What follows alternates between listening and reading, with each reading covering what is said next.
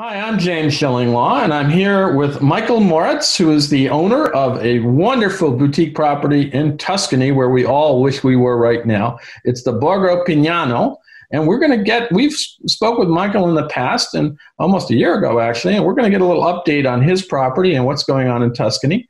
And we're going to find out a lot of other plans going on, and all that and more on Insider Travel Report. Now, Michael, first of all, how are you and where are you? I asked you before, you're not in Tuscany, sadly, but you have been recently, right? I have been in Tuscany recently, in September and for the first part of October, and long enough to participate in helping picking the grapes during the wine harvest that we had. Sounds wonderful. But right now I'm in San Francisco, which is where my wife and I live. No, that's great. Now let's talk about, and you did have a chance to see the Borgo Pignano. Let's talk about this hotel. Tell us a little bit about, remind us what this property offers, where it is, and what makes it really special. Well, thank you for having me on the show.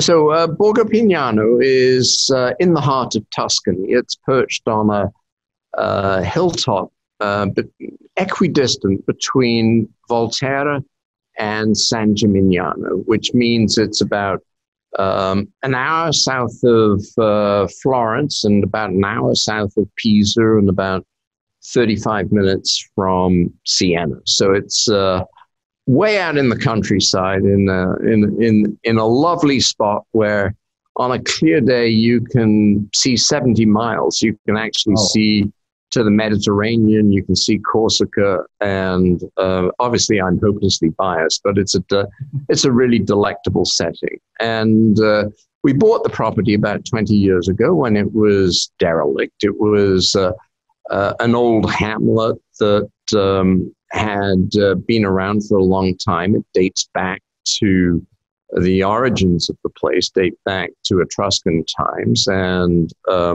then the Romans left their footprint there as well. And then over the centuries, a hamlet grew up composed of a central villa and then a bunch of smaller buildings and apartments and what were originally used by tenant farmers on the property.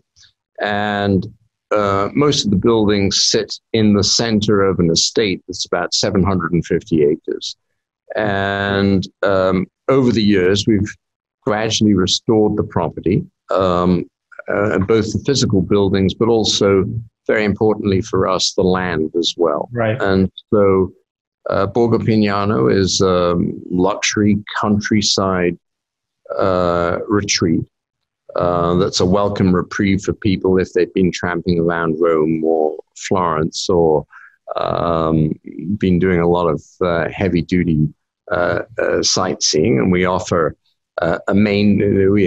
guests can stay in a main villa or apartments and maisonettes. And then we now have several separate villas. And it's become a very popular place for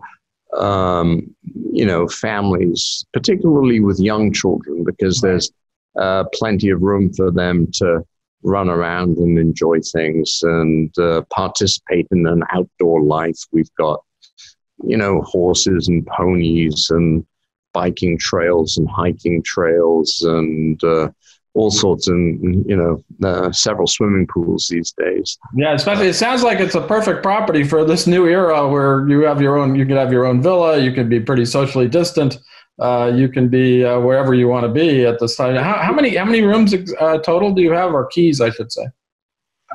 We have there's the main villa, then we have about 14 apartments and villas. And the apartments and villas can accommodate anything from, they go from 2 to 5 bedrooms. And so depending on the size of the group and the family, we have pretty much something for everyone. No, that's great. Now, obviously, we interviewed you almost a year ago, and a lot has happened since then. Was Borgo Pignano closed for a period? When did you reopen, and how's that going? So, like a lot of the smaller retreats in Tuscany, we decided to close, and we did not open this year. And our season normally runs from the middle of March to about the middle of November. Right. And when COVID eased a little bit, though obviously it's come on strong again these past few weeks, pretty much everywhere around the world,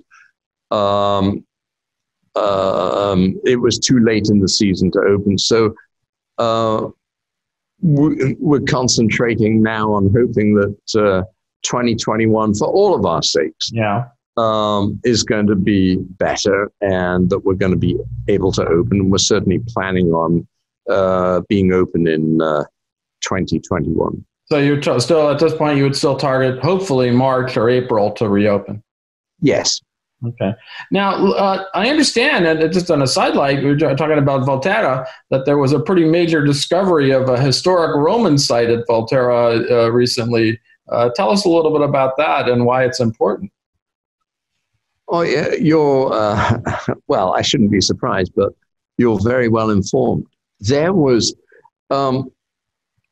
been a lot of Roman ruins that people have known about in Volterra for a very long time. And there's an amphitheater that was excavated a long time ago that's a well-known spot for people who go to visit Volterra, which, from my point of view, is one of the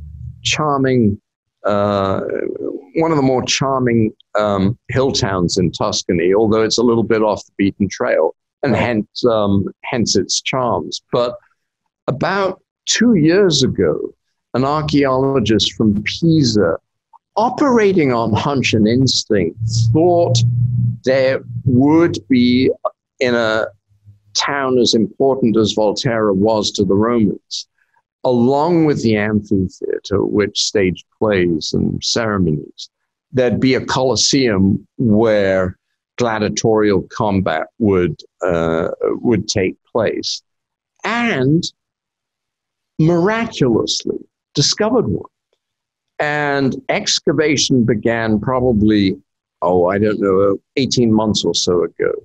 And it looks as if outside of Rome, it will be the most complete excavation of any Colosseum in Italy. And when I was there, a few weeks ago, I went to visit, and it's going to be a magical place. It's set in a dell slightly below the town, and you can almost feel what it must have been like to be there, 1,000 years ago. And I think it'll become a much sought after attraction once the excavation is completed. And then, quite coincidentally, the archaeologist told us that the stone, some of the stone, they'd carbon traced to its origin, and its origin happened to be the quarry at Borgo Pignano, which is fairly nearby. And so here we have this very happy connection between Borgo Pignano and this wonderfully rediscovered Colosseum. No, that's wonderful. And that's yet another reason to go visit Borgo Pignano. And of course, there's some other big news that happened. And in fact, we did cover this, that your property and you became a founding member of a new group called Beyond Green, which is really a sustainable tourism hotel brand developed by Preferred Hotels and Resorts, and also Costas Christ, who is a sustainable tourism expert that many of us know. Can you tell us a little bit about Beyond Green and why you decided to join this brand, and how Borgo Pignano will align with it? Certainly. So, as I intimated a few minutes ago, the land and restoring the land to vitality and health, the land that surrounds Borgo Pignano, was very important to us. It had fallen into neglect. It had been treated with fertilizers over the decades. So we went through a sort of long period of restoring the soils and also the forested land that surrounds our place.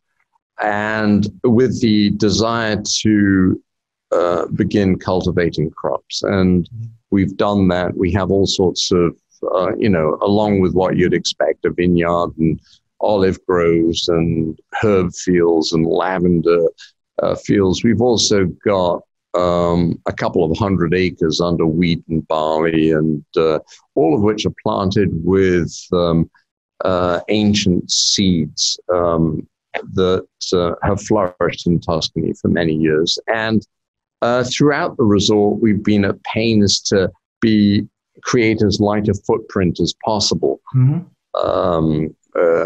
and minimize the amount of pollution that we create, and concentrate on, particularly in Tuscany, it's very important to be able to recycle water. And so every drop of rainfall we find a use for. We have, we recycle the gray wastewater so that we can use that for irrigation purposes. We use wood chips for our heating system. We got solar panels to supplement. You're way ahead in this and like that. So I guess our energy supplies. And so over time we became one of, I think it was about 30 properties around the world that National Geographic had selected for its properties of the world. And with the idea that they wanted to highlight properties for whom sustainability mattered greatly. Now, for whatever reason, National Geographic decided that overall program was something that they weren't going to pursue. And Costas and Beyond Green picked up the baton. That's great. And really have taken the place in the market that National Geographic occupied until very recently. So for us, we had this relationship with Costas. So for us, it was a very natural progression because Beyond Green is going to represent the sorts of values that I was just talking about. And, right. It's a very select group of properties that have taken great pains to emphasize sustainability as being something that's at the core of their existence. And so we're happy to be a founding member here of Beyond Green. No, we wrote the story. I know Costas. I think he's got some great ideas, and to create a brand name that is focused on the sustainable tourism, I think, is a brilliant idea. So, and that you are kind of one of the founding members of this is also wonderful for Borgo Pignano. Let's talk a little bit about the future for Borgo Pignano. I understand you in concert with reopening, hopefully, or maybe later in the year, you'll be launching some new villas for 2021. Can you tell us a little bit about those accommodations? As we chatted, sure. As we chatted about a few minutes ago, we found that families have made a beeline for Borgo Pignano. We've worked very hard to build our reputation. So these can be families where perhaps it's a young couple with infants, or maybe a couple with 2 or 3 teenage children, or families of 2 or 3 generations who rent 2 or 3 of our villas and come and enjoy themselves as a family.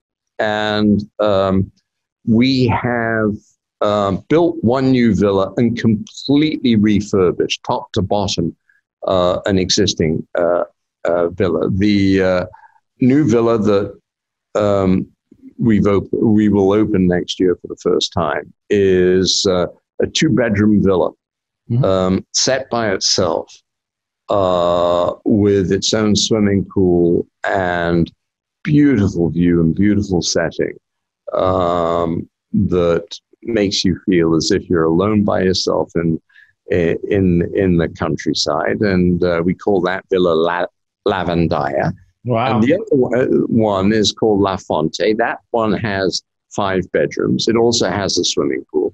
It's obviously with 5 bedrooms, suited for larger families or groups of friends. And both of them are now at the standard of the accommodations and furnishings and textiles and linens and other accoutrements that you would you get in our main villa. Both are equipped with kitchens if people want to be want to cook for themselves, or we can also offer private chefs as well. So people are, and we're very confident with the fact that that people are going to want to enjoy staying there. And the way that I've approached Borgo Pignano is I want each of our villas or apartments or suites or bedrooms to be a place where